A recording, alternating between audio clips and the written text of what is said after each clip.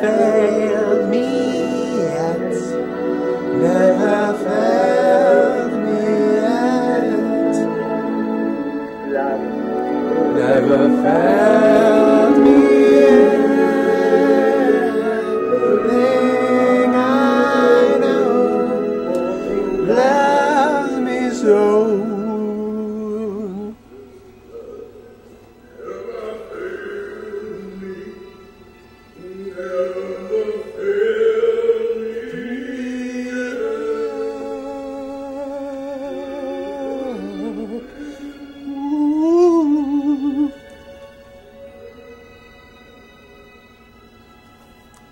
Romans 8, 7 and 8.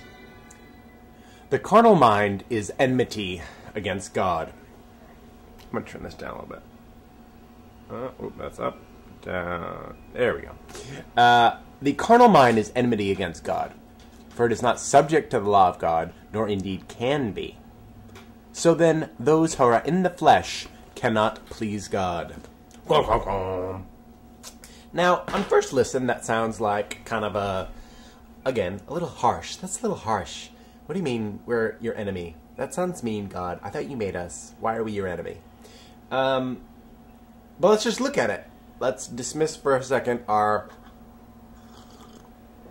knee-jerk judgment on it, that we feel convicted by it, because that's perfectly natural, because as well we should. And what he's speaking is truth. And then let's look at it even deeper.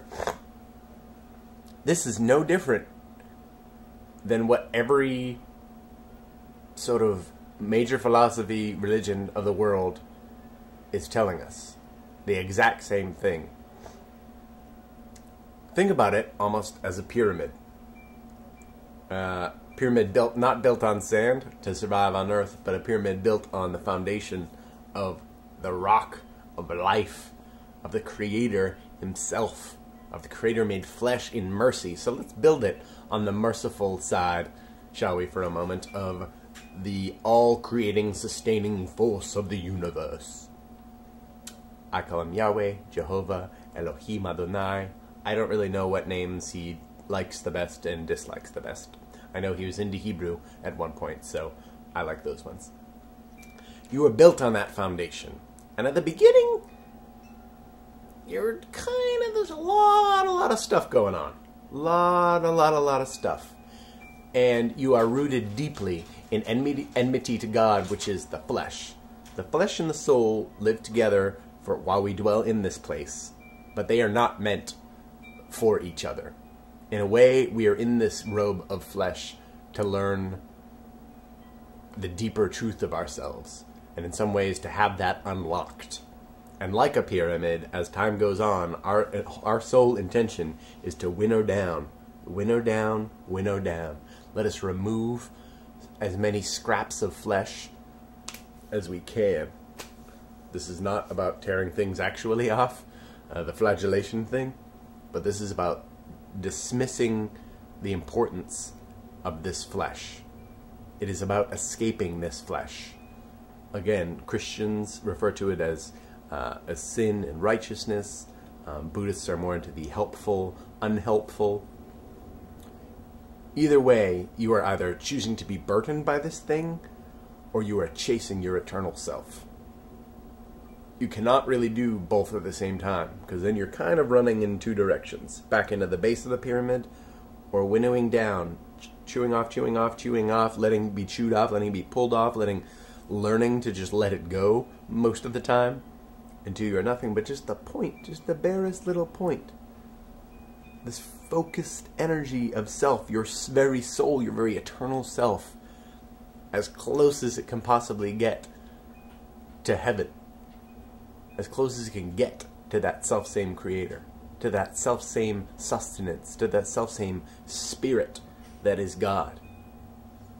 And the most beautiful part of all, He wants to embark on that journey with you. He desires so much for you to chase that journey. The trials of the flesh, the threat of death, all the slings and arrows of outrageous fortune we surround ourselves with, these are all signposts pointing towards our own enmity within ourselves, our soul's enmity to the flesh. This entire life, in a way, is a suffering to teach us to surrender. So then let us surrender.